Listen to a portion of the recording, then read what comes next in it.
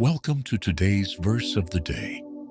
Today's passage marks the beginning of a new chapter in God's story, where promises made in Genesis begin to unfold through trials, oppression, and divine preparation. The descendants of Jacob have grown into a great nation, but Egypt has become a place of bondage instead of blessing. Let's explore Exodus 1:1 to 22 together. Verse: These are the names of the sons of Israel who went to Egypt with Jacob: Reuben, Simeon, Levi, Judah, Issachar, Zebulun, Benjamin, Dan, Naphtali, Gad, and Asher. In time, Joseph and all his brothers died, but their descendants multiplied greatly. The Israelites became exceedingly numerous, so much that the land was filled with them. Then, a new king, who did not know Joseph, came to power in Egypt. He said, "Look, the Israelites have become too numerous for us. Come, we must deal shrewdly with them, or they will become too strong." So the Egyptians enslaved them, forcing them into hard labor. But the more they were oppressed, the more they multiplied and spread. The king of Egypt ordered the Hebrew midwives, Shiphrah and Puah, to kill every baby boy born to the Israelites. But the midwives feared God and did not do what the king commanded. When Pharaoh asked why, they replied, "The Hebrew women are vigorous and give birth before we arrive."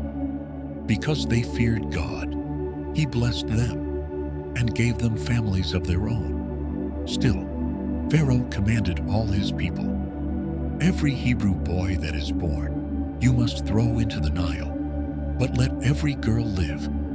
Exodus begins in silence.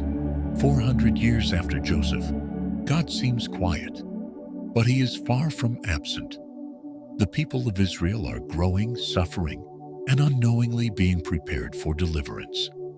The new Pharaoh sees only threat, where God sees promise. Yet, even under oppression, God's plan moves forward. And right in the middle of fear and cruelty, two brave women, Shiphrah and Puah, choose to obey God rather than man. Their quiet courage becomes the spark that preserves a generation. This chapter reminds us that God's purposes are never defeated by human power. Even when he seems hidden, he is working in the shadows, raising up faith, protecting life, and preparing salvation. Are there seasons in your life when God seems silent, when it feels like the darkness is winning? Exodus 1 reminds us that his silence does not mean his absence. Sometimes the hardest seasons are where God is building the deepest strength. Like the Israelites, we may not see it yet, but deliverance is being prepared. Stand firm in obedience like the midwives did. Trust that when you fear God above all else, your courage becomes part of his story of redemption. Thank you for joining me today. If this passage encouraged you, share it with someone who needs to remember that even in the silence, God is still working.